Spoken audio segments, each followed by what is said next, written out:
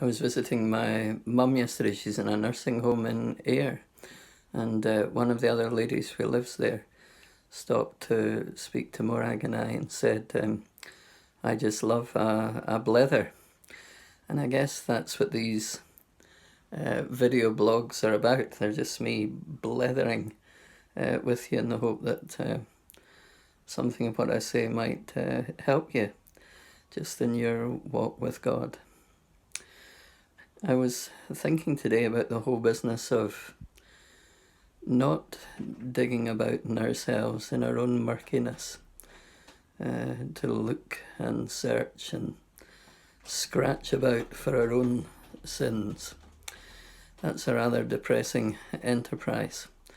And you know what? We'll probably never come to an end of it because, well, it's just the way self is.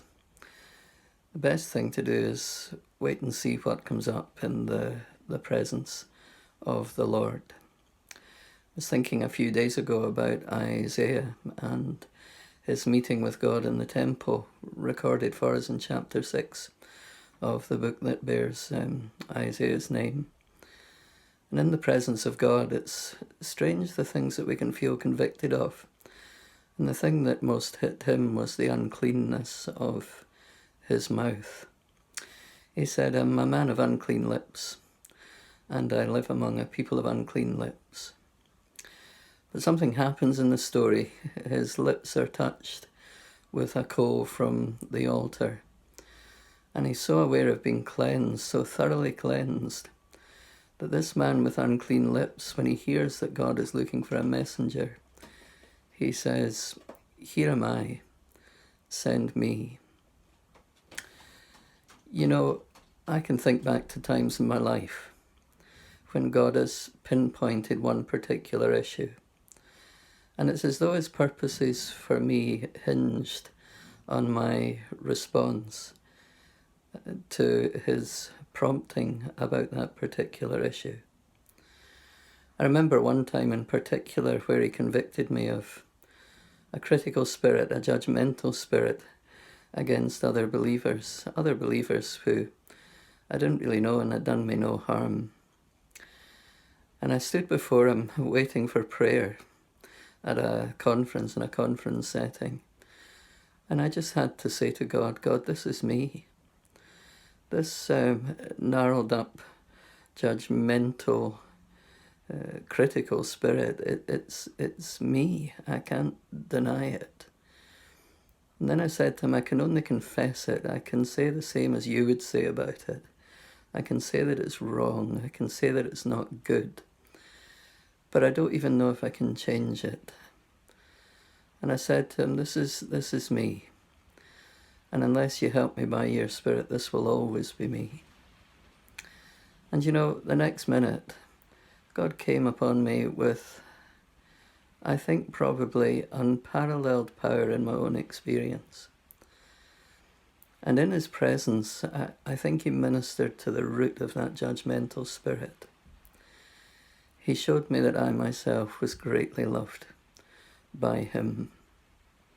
There was no need to drag anybody else down, but just to rest in my own belovedness, which I did, and I've been seeking to do ever since. I wonder if there's something in your life that you just need to say, this is me, that this is part of me. And I can say it's wrong, but I can't seem to change it, Lord. Will you help me? And somehow, in a way that I can't predict, because the variety of God's workings are, well, they're just endless, really. He will touch you. He will touch your life at that point of honesty, at that point of truthfulness, at that point of reality. Never barter with God, as though if you offer him obedience in some other area, you can avoid the issue that he's highlighting with you. I've found that when moments of breakthrough in God come, he likes to break in, first of all, And he seems to like to break in through the thickest walls, because he knows if he comes in there over perhaps one particular issue, he really has got our obedience, and he really has got our hearts. You know, I'm quite creative in my thinking, and that can be a hindrance as well as a help. It can lead you to some fanciful thinking. But I've often wondered, when we read of that young man at the end of Mark's Gospel who slips away when the soldiers who come to arrest Jesus try to lay hold of him too.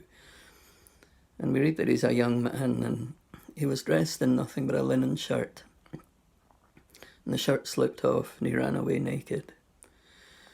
I've often wondered, was that the rich young ruler? The rich young ruler who previously had gone away sorrowful when Jesus challenged them about his riches, to give them up, to give up everything and follow him. I often wondered, was that him? At the end of Mark's Gospel, was that him? Had he indeed given up everything? Everything but his linen shirt. And he comes and he sees a Jesus who's going to give up so much more for him. And in the end, even his linen shirt is taken away as he draws near to this Christ. Don't go digging about. Just be in the presence of God and see what he speaks to you about. And when he does, don't barter. Don't make a deal.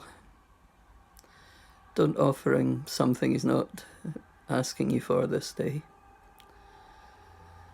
But just say, well, Lord, this is me. And unless you help me, this will always be me. The Father's looking for those who worship him in spirit and in truth. That doesn't just mean the truth about him. It means the truth about ourselves. So why not, once you've listened to this, just take time with the Father, be still, and come before him in spirit and in truth. God bless.